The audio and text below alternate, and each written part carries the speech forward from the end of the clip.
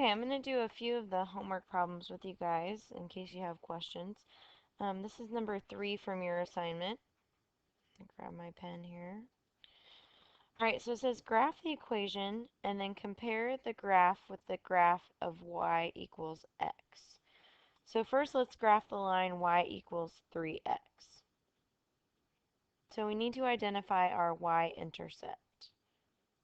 Well, there's no number at the end of the equation. Remember, we have y equals mx plus b. There is no b right now. So I can put plus 0 at the end, and that will be my y-intercept where I start. So I go to 0 and I plot a point. Then I need to identify my slope. So my slope is 3 over 1 if I turn it into a fraction. So I would go up 3 and right 1. Up 3 and right 1. Up 3 and right 1. And then I would just draw my line.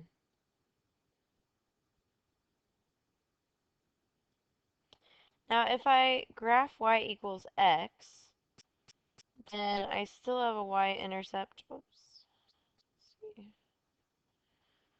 I still have a y-intercept of 0, because there's no number at the end. So I'm still going to start at 0. This time my slope is going to be 1 over 1.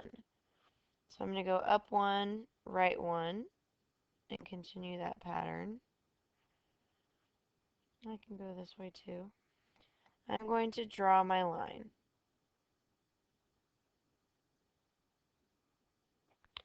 Now, this one is y equals x, and this one is y equals 3x.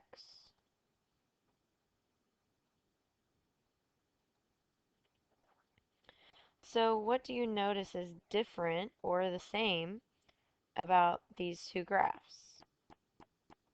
Well, I noticed that they both had a y-intercept of 0, so we can write that. Both graphs have a y-intercept of 0, but the slopes are different. 3x is a much steeper slope than just x, because this one's flatter. So you can say y equals 3x. What's going on? 3x has a steeper slope than y equals x. So when it asks you to compare the graphs, that's what it's looking for. You need to compare the y-intercepts as well as the slopes. Okay, and then one more. Find the x and y intercepts of the line with the given equation.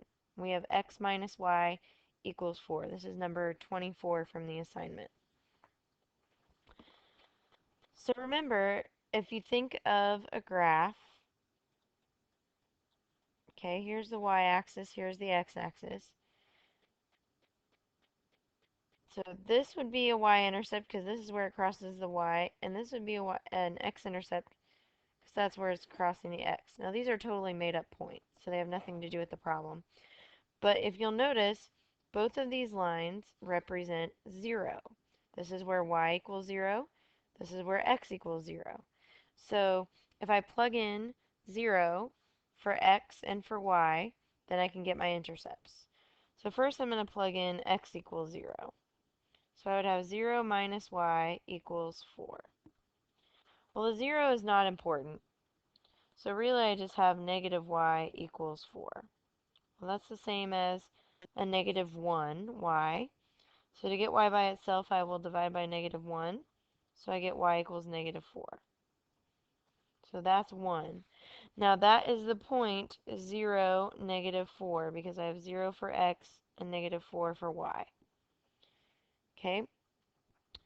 Then if I want to get the other one, I'm going to plug in y equals 0. So I have x minus 0 equals 4. Now remember, 0 is not important. Doesn't change my problem. So really, x equals 4. So when x equals 4, y equals 0. So that's my x-intercept.